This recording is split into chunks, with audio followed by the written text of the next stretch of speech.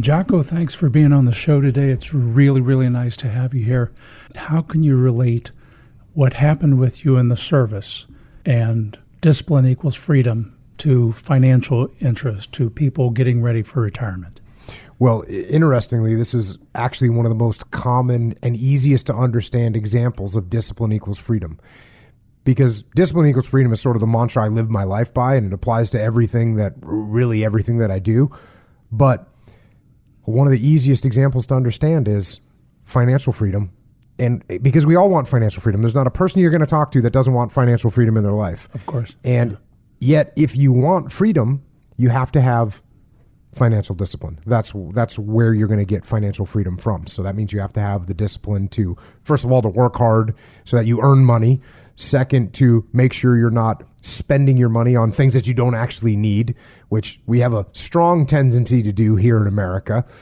And then you have to invest your money properly and save money that you can. And so that way, when you look up and you've had financial discipline through the years, you, in the end, will end up with financial freedom. On a personal level, you left the military. There are some disciplines that you've moved over that are giving you freedom in your life. Can you talk about some of those? It doesn't have to be financial, but just in general. Well, I'll tell you a financial one right now because I think it's a good story. I drove a 1997 Dodge Grand Caravan for 13 straight years. Now, there was thoughts and statements in the world that I was the toughest man in the world driving a minivan. Those may or may not have been true. But the fact of the matter is, the reason I drove an old broken down car for many, many years is because I was saving money.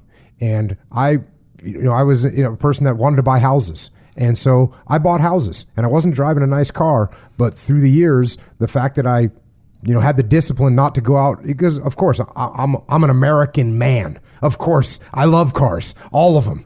And I did not want to be driving a 1997 Dodge Grand Caravan, but I had a bigger goal. I wanted to have financial freedom in my future. So instead of spending my money on cars, which we all know depreciate in value, I bought houses, which appreciate in value.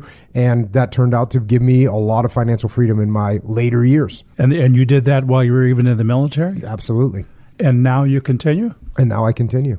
Well, I don't continue to drive the 1997 Dodge Grand Caravan.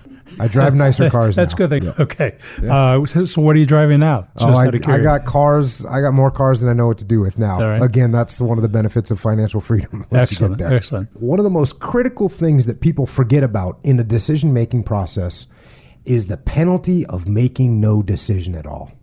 So a lot of times when we're afraid to make a decision, we say, well, I'll just put it off till tomorrow. I'll just put it off till tomorrow. I'll just put it off till tomorrow.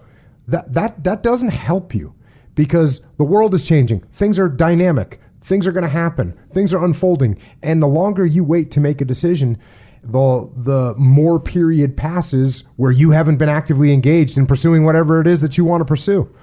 So I always talk about not just, hey, you can go left or you can go right. Both those are a decision. You can also stay still and not go anywhere. And to me, I always think that people miss the threat of standing still and of not making a decision. And they sit idle. They don't go left. They don't go right. They look up in 5 years. They didn't go anywhere. Excellent. Jocko, thank you so much for being on the show with us Thanks today. for having me on. Very nice.